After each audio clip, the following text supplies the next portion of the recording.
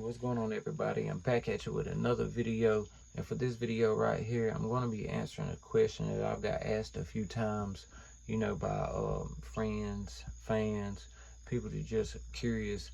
They want to know if they're going to get into chickens, what should they start with? Should they go out and get some chicks, or should they start with already grown chickens, guys?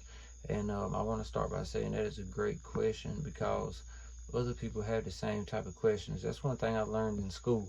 You know how you always got the shy people that don't want to ask questions and stuff, because they be thinking people's going to look at them crazy, but the whole time 10 people in the class has that same question.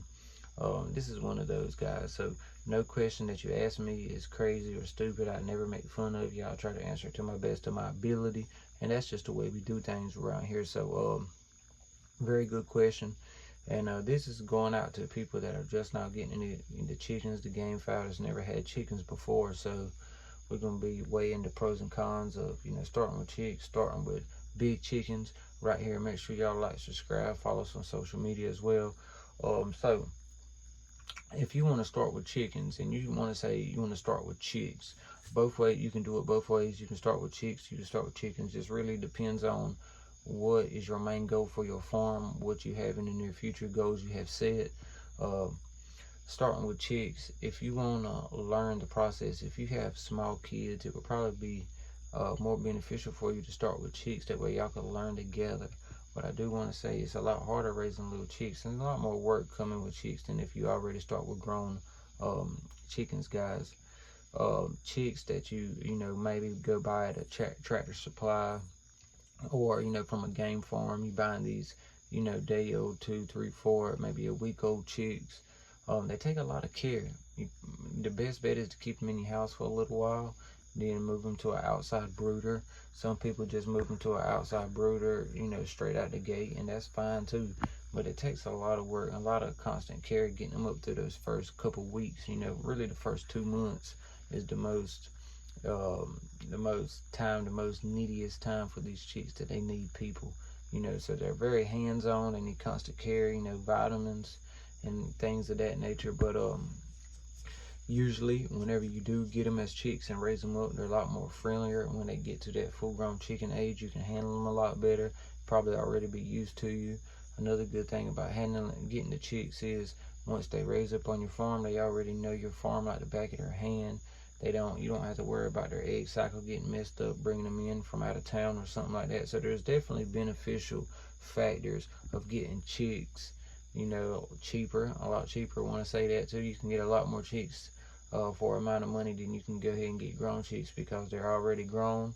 People's already put the time, the food, the energy into them, so they're going to charge a little more, which is understandable, But so there is a few pros and cons to that situation right there. But if you want to say, what, that might be a little bit more work for me, because I want to say another thing too about chicks. If you go on vacation, you might as well go ahead and cancel that out, unless you got somebody that you can rely on, depend on, and trust to come feed and water your bitties for you while you gone.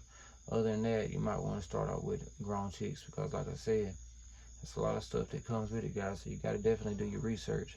But grown chickens, some good things is about them is that you're already getting them grown, you're already getting them ready to lay. Now I do want to say is, a lot of times when you bring chickens in from a different property, they got to get used to your property at first, so there's a gap in between.